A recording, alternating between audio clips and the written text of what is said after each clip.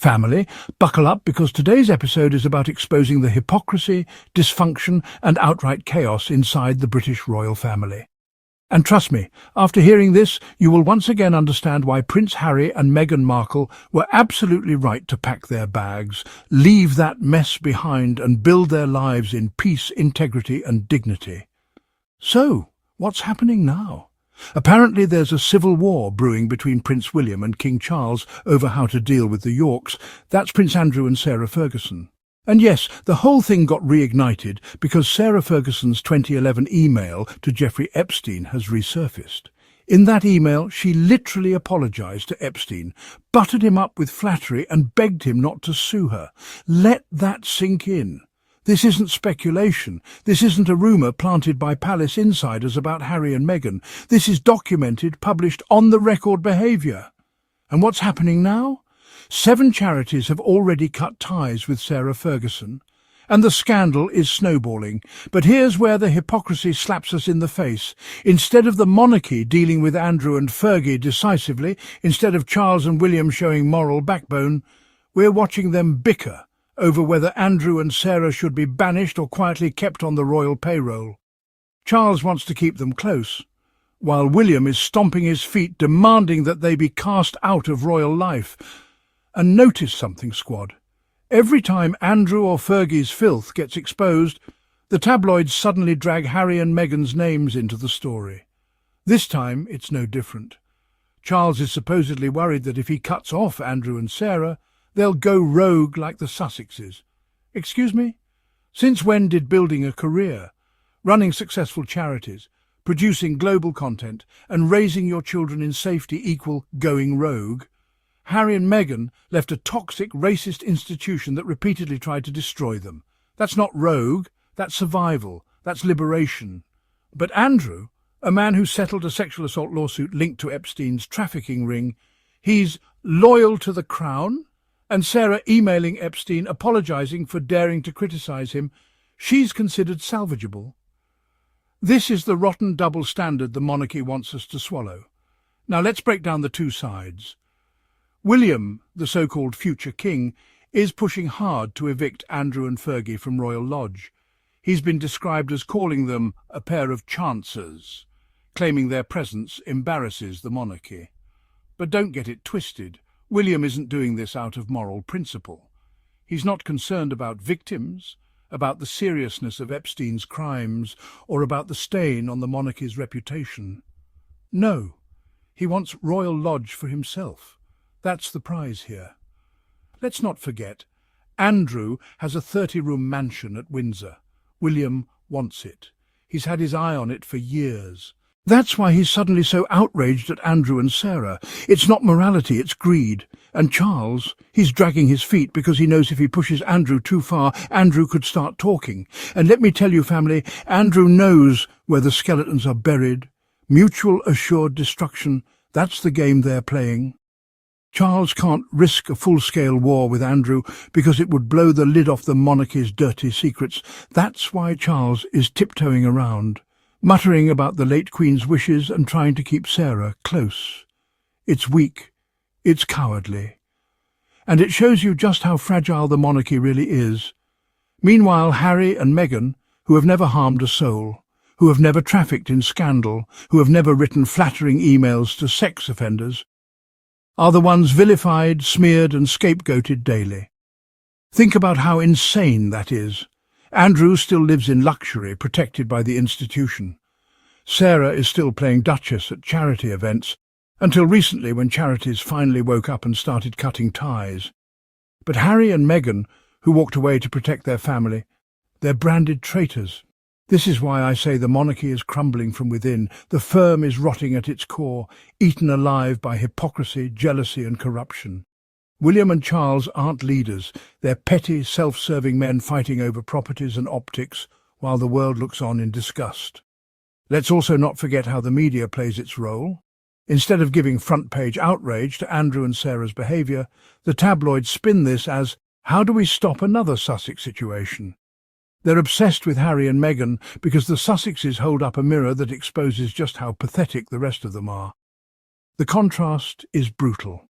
The Yorks clinging to Epstein connections, the Windsors fighting over mansions, the Sussexes building Archewell, producing award-winning documentaries, winning lawsuits against tabloids and raising two beautiful children with love. Tell me who looks like the real royals here. Spoiler, it's not Charles, William, Andrew or Sarah. And family, don't miss the bigger picture here. If Charles and William can't agree on something as clear-cut as the Yorks, what happens when the real crises hit? Climate change, economic pressures, the growing calls to abolish the monarchy? They'll collapse like a house of cards because the institution has no moral compass. Harry and Meghan saw this years ago. They weren't naive. They recognized that this system couldn't be fixed. And instead of sinking with the ship, they charted their own course. That's leadership, that's courage, and that's why the Sussexes are thriving, while the rest of the Windsors keep drowning in scandal after scandal. So let the palace insiders leak, let the tabloids spin, let William throw tantrums and Charles wring his hands. The truth is, they've already lost the moral war. Harry and Meghan won by simply stepping out of the darkness and choosing freedom. And to everyone listening right now, let this be a reminder. Every time the media attacks Harry and Meghan, it's because they need a distraction from Andrew, Sarah and the rest of the royal mess. Don't fall for it. Keep your eyes on the real scandal. Prince William and King Charles disagree about what to do about the Yorks over the weekend. Sarah Ferguson's bonkers email to Jeffrey Epstein, sent in 2011, was published in the Mail.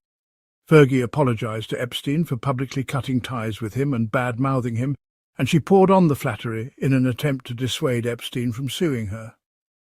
I thought this was going to end up as yet another story where we learned something new about Fergie or Prince Andrew's depravity, and nothing happened.